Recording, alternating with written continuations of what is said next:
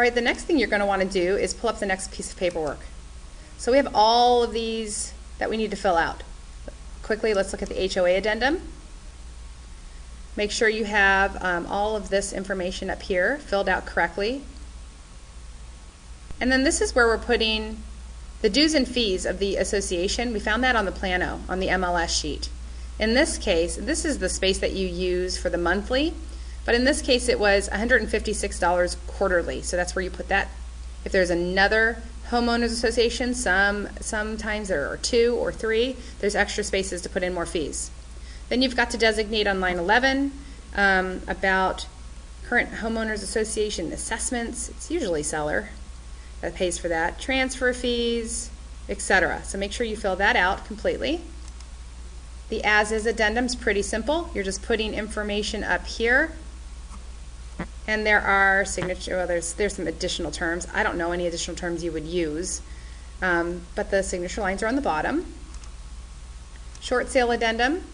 Again, the information must be filled out up here, which is usually pre-filled out since you've already done it on other papers.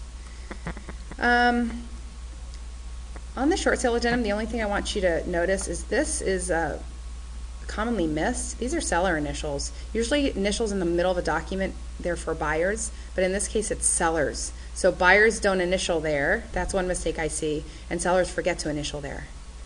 Then here's a place where you can put other terms and conditions for the short sale.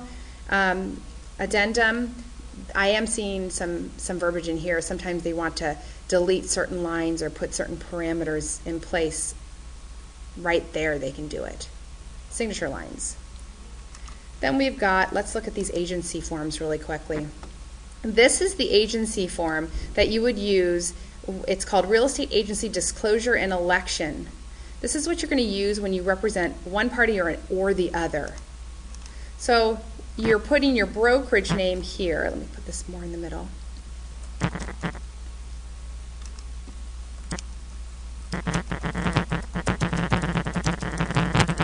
And you're putting your name here as the agent.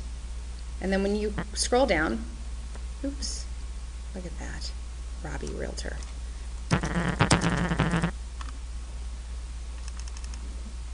When you scroll down here, you've got the election for the buyer or the tenant.